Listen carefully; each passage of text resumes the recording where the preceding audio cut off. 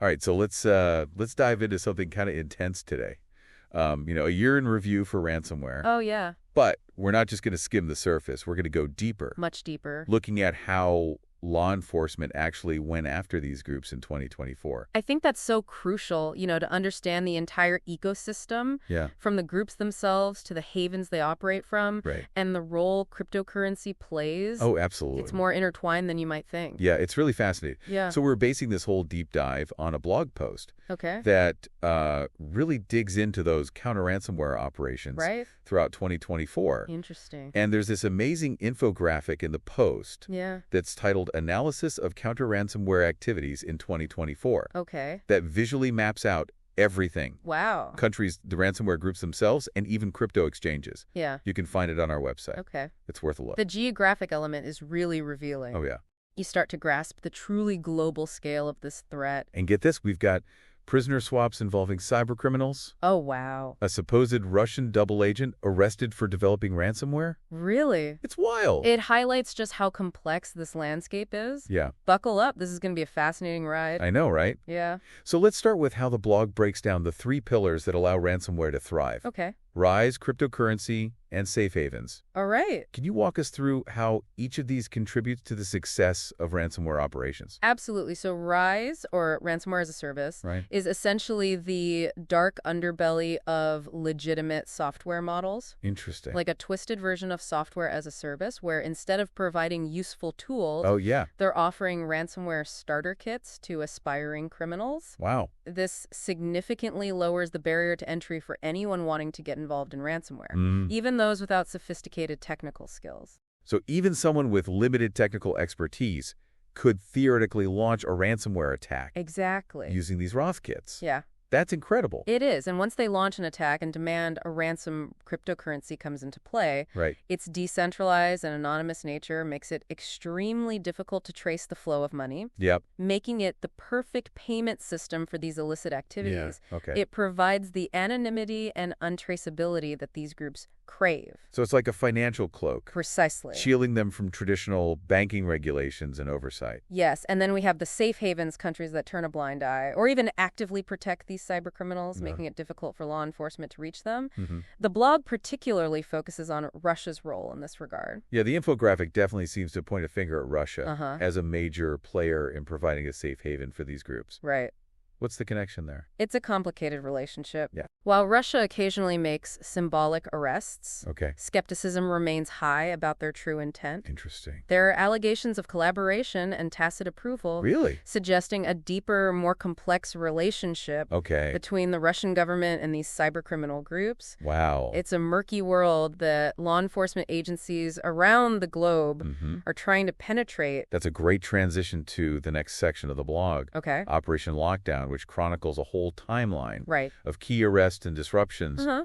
orchestrated by law enforcement throughout 2024. Interesting. They were busy Oh, yeah. dismantling these ransomware operations and going after individuals Mm-hmm. within these organizations. It really does illustrate that constant back and forth between law enforcement and these ransomware groups. Right. A never-ending cat-and-mouse game Mm-hmm. playing out on a global scale. Absolutely. And the year kicks off right away in February 2024 Okay. with Russian authorities taking down the Sugar Locker gang in Moscow. Interesting. What's interesting to me is that they're targeting one of their own. Right.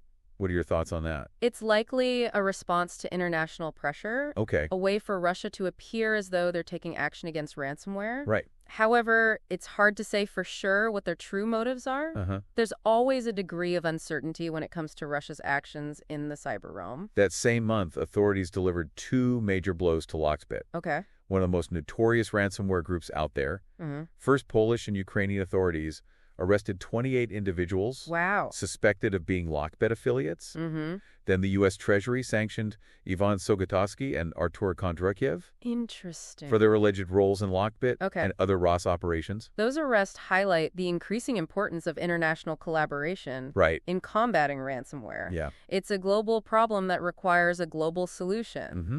No single country can tackle this alone. Absolutely. And the sanctions are particularly interesting because they target the financial infrastructure Right. supporting these groups Okay. by going after the money authorities aim to disrupt their operations Yeah. and potentially dismantle them entirely. It's a way to hit them where it hurts. Exactly. Their wallets. Yeah. In May of that year, the U.S. Treasury took further action against Lockbit, Okay. sanctioning Dmitry Korshev, Right. the developer of their admin panel. This move signifies a shift in strategy. Interesting. By targeting key developers like Koroshev, Okay. authorities aim to cripple the technical capabilities of these groups, Mm-hmm. disrupting their ability to create and distribute ransomware. Right. It's a more targeted approach Okay. that focuses on dismantling the groups from the inside out. And it wasn't just Lockbit in the crosshairs that month. Right. There was a massive operation that took down malicious spam botnets used by a whole slew of ransomware gangs. Okay. I seeded System BC Pickabot, Smokeloader, and Bumblebee. Wow.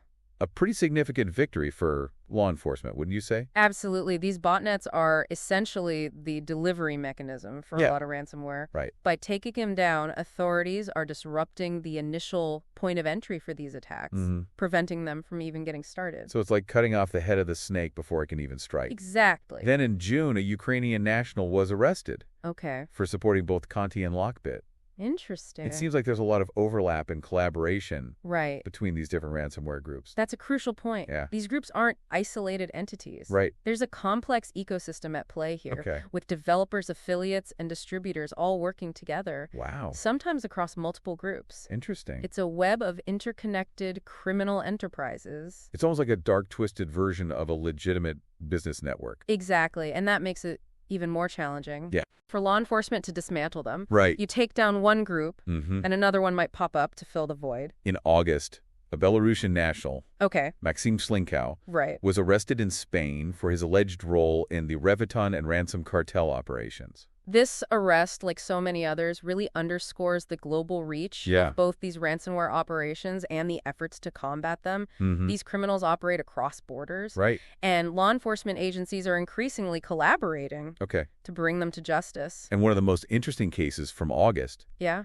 involves Denis Zolotyovs, Okay. a Latvian national extradited from Georgia to the U.S. Right. for running both Karaku and Conti. That's a significant win for international law enforcement. Okay, yeah. It shows that even individuals operating from countries Right. with a history of harboring cybercriminals Right. can be held accountable for their actions. Okay. It sends a strong message to other ransomware operators Mm-hmm.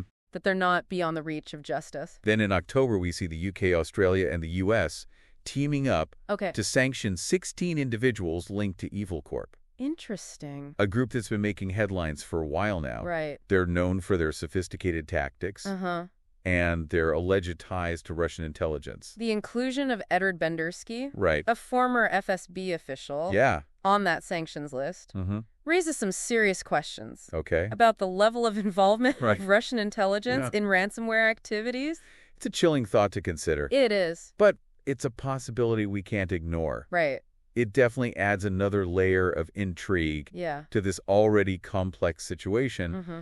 And in November, we saw the arrest and extradition of Evgeny Pitsin Okay. from South Korea to the U.S. Right. for his involvement in the Phobos ransomware gang. Another example of successful international collaboration. Yeah. It seems like authorities are getting better at tracking these individuals down. Right. No matter where they try to hide. Then December brought two notable arrests. Right. Rostislav Panev, a Russian and Israeli national, Okay. was arrested in Israel for developing ransomware for Lockbit. This case again emphasizes that ransomware developers can be found anywhere in the world. Wow. Law enforcement is increasingly recognizing the importance Right. of targeting these individuals, Right. the minds behind these operations. Right. By cutting off the source of the ransomware itself, Yeah. they hope to disrupt the entire ecosystem. And we have the fascinating case of Mikhail Wazaraka Mateyev, Okay. who was arrested in Russia Right. for developing and using malware against his own country. Really? He was essentially turning domestic laws against Russia, Interesting. which is quite a unique scenario. This arrest is a bit of an anomaly. Yeah, It's not often that we see Russian authorities taking action right. against cybercriminals targeting their own country. It raises questions about their motivations. Yeah, And whether this signals a shift in their approach to cybercrime. it definitely raises eyebrows. It does. We also can't forget about ALPHV Black Cat, Right. a major player in the ransomware world. Yes. In March of 2024, Okay. they actually staged a fake seizure notice What? after being targeted by law enforcement. That speaks volumes about the lengths these groups are willing to go to Oh, yeah. to evade capture and continue their operations. Wow. They're constantly adapting, Right. finding new ways to stay ahead of law enforcement. A constant game of cat and mouse. It is a very expensive and disruptive game of cat and mouse at that. Wow, what a year 2024 was for law enforcement. Yeah. They were incredibly busy dismantling these ransomware operations. Mm-hmm. But what about the financial side of things? Right. Cryptocurrency exchanges play a huge role in this whole equation. Absolutely. That's a crucial aspect we need to explore. Okay. Targeting those exchanges is key to disrupting the financial flow. Right. That keeps these ransomware operations afloat. Sounds like we've got a lot more to unpack. We're just getting started. Stay tuned. Okay. Because we'll be diving into the world of cryptocurrency under fire when we come back. All right, sounds good. Yeah. Welcome back. We've been talking about the intense world of ransomware. And, really focusing on the operation that law enforcement launched in 2024 to try to dismantle these groups. Right. And now we're kind of shifting gears to talk about the lifeblood of these operations. Okay. Cryptocurrency, specifically how those exchanges that facilitate the movement of crypto became a prime target. The blog we're referencing highlights a bunch of cases where law enforcement went after these exchanges, basically trying to cut off the financial fuel that keeps these ransomware gangs running. One case that really jumped out at me was the U.S. Justice Department's indictment of Roman Pikulev and Kryptonator in August 2024. So Kryptonator was allegedly processing massive amounts of illicit funds. Wow. Including ransom payments. Okay. This case, along with sanctions slapped on entities like Blender, Bitslotto, Hydra Market, and Garantex. Right. Really shows how authorities are getting serious about holding these exchanges accountable for their role in money laundering. It seems like they're realizing that you can't just go after the ransomware groups themselves. Exactly. You have to attack the entire ecosystem that supports them. Yeah, that's like trying to stop a fire. Right. By only putting out the flames you see, you have to go after the source of the fuel to really make a difference. That same month, FinCEN, the Financial Crimes Enforcement Network, identified PM2BTC and Cryptex as primary money laundering concerns, particularly because of their connection to Russian finances. That's significant because it points to a potential link between these exchanges' ransomware operations and the larger issue of money laundering coming out of Russia. And it didn't stop there. In September, the German federal police shut down a whopping 47 cryptocurrency exchanges used by ransomware gangs. That's a huge number. I know, right? What kind of impact do you think an operation like that has? Yeah, shutting down that many exchanges at once is a major blow to the infrastructure that supports ransomware payments. It forces these groups to scramble for new ways to launder their money, which can disrupt their operations and potentially even deter future attacks. It's like pulling the rug out from under them. Exactly. It creates chaos and uncertainty, which is exactly what law enforcement wants. Then in October, Russian authorities arrested nearly 100 suspected cybercriminals connected to the UAPS payment system. And again, Cryptex, it's almost surprising to see Russia taking such decisive action against these exchanges, especially considering their reputation as a safe haven for ransomware groups. It does raise questions about their motives. Yeah. Is this a genuine effort to combat ransomware? Or is it more about exerting control over the cryptocurrency landscape within Russia? It's possible that they're trying to rein in these activities to avoid unwanted international scrutiny while still maintaining a degree of influence over these groups. It's a delicate balancing act. It is. And the crackdown continued in November when Russian authorities uncovered a network run by SMART and TGR Group that was allegedly laundering Ryuk ransom payments and get this money from Russian oligarchs. Now that's a fascinating development. I know, right? It suggests a deeper connection between ransomware groups, money laundering operations, and potentially even individuals within the Russian elite. Wow. It's a tangled web that raises a lot of questions about who's really pulling the strings and what their ultimate objectives are. The blog we're discussing also delves into the issue of safe havens, specifically highlighting Russia's role in enabling ransomware activities. Russia's stance on cybercrime, its reluctance to extradite suspects,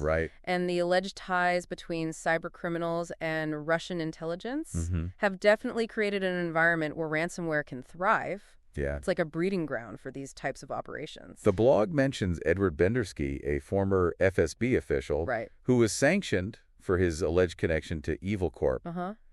Could this be a sign of deeper ties between ransomware and Russian intelligence agencies? I mean, that's a pretty disturbing thought. It's a possibility. We can't rule out the fact that Bendersky was previously responsible for Russia's Maxim Yakuberts, the leader of Evil Corp, and was involved with other notable ransomware strains like Bitpainter Wasted Locker, Hades Phoenix Locker, and Macaw Locker. Wow. Adds another layer of complexity to this issue. It's difficult to say with certainty what the extent of those ties are, but the evidence certainly suggests that there's something more going on beneath the surface. And then there's the August 2024 prisoner swap, where the U.S. exchanged cybercriminals and spies for American citizens held in Russia.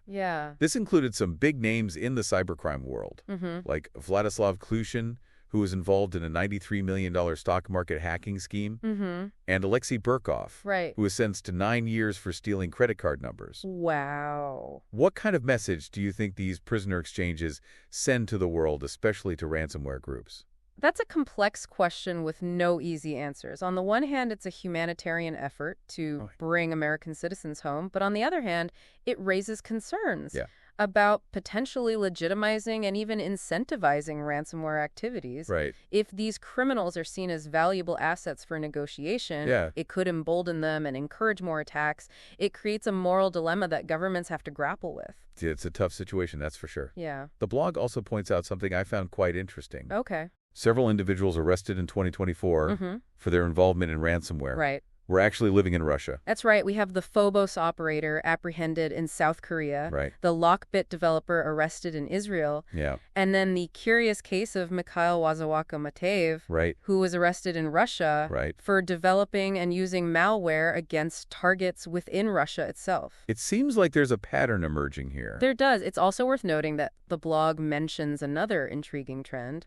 Some of the Russians arrested in Russia in 2024, including the Sugar Locker operators in Moscow, and the Lockbit affiliate Wazawaka were linked to the Cryptex exchange. That connection between Russian ransomware operators and Cryptex, which was also tied to money laundering involving Russian oligarchs, creates a very murky picture. It does. Are these arrests genuine attempts to combat ransomware, or are they simply part of a larger power play within Russia to control cybercrime and cryptocurrency?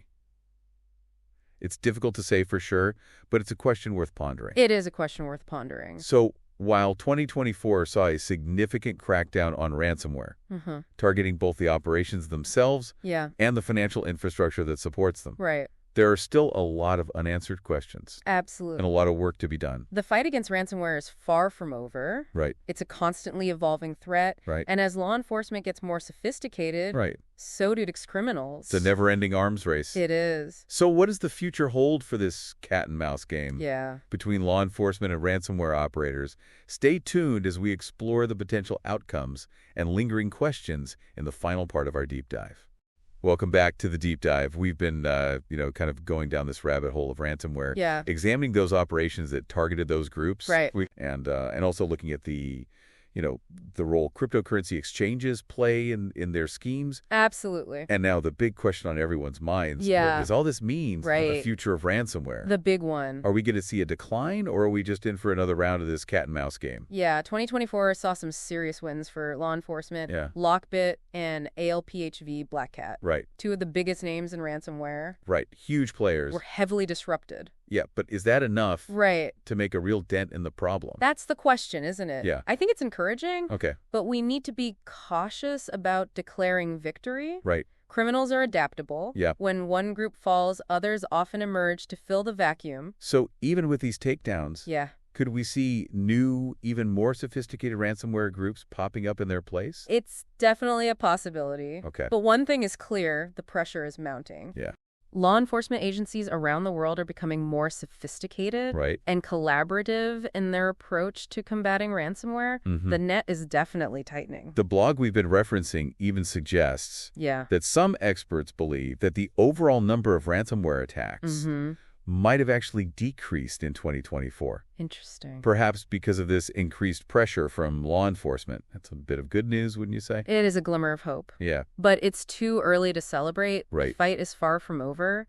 The tactics that proved successful in 2024, like targeting developers, disrupting cryptocurrency exchanges, and putting pressure on safe havens, they need to continue. and evolve to stay ahead of these ever-adapting criminals. So it's not just about playing whack-a-mole and taking down individual groups. Yeah, exactly. It's about dismantling the entire ecosystem that allows them to thrive. Precisely. It's a multi-pronged approach. Okay. That requires international cooperation, sophisticated technical expertise, and a willingness to adapt to the constantly changing tactics of these criminals. But as we've discussed, there are also some ethical considerations that need to be factored into this equation.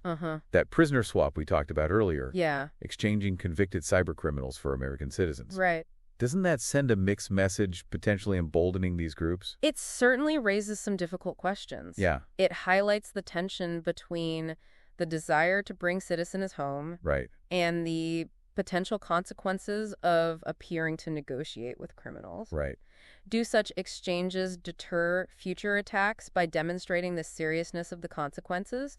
Or do they inadvertently encourage more attacks by suggesting that these criminals are valuable assets? Wow. It's a moral and strategic dilemma with no easy answers. And then there's the whole Russia situation. Yeah, always right. Are they truly cracking down on ransomware? Or are they just consolidating control and trying to manage these activities to suit their own agenda? It's likely a combination of both. Okay. Russia is a complex actor in this landscape.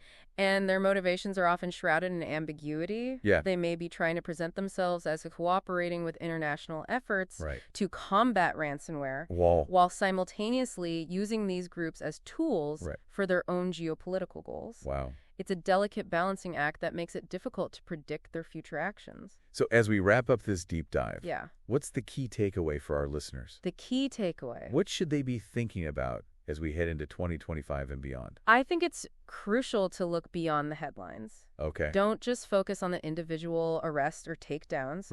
Think about the deeper implications of this fight against ransomware.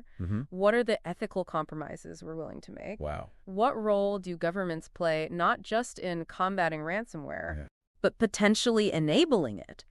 These are complex questions with no easy answers. But they're questions we need to be asking. Absolutely well said. This deep dive into ransomware has been eye-opening. And a bit unsettling, to be honest. It is. It's a world of shifting alliances, complex motivations, constantly evolving tactics. Absolutely. But by understanding the intricacies of this ecosystem, we can be better equipped to navigate the challenges that lie ahead. Absolutely. Thanks for joining us on this exploration. Until next time.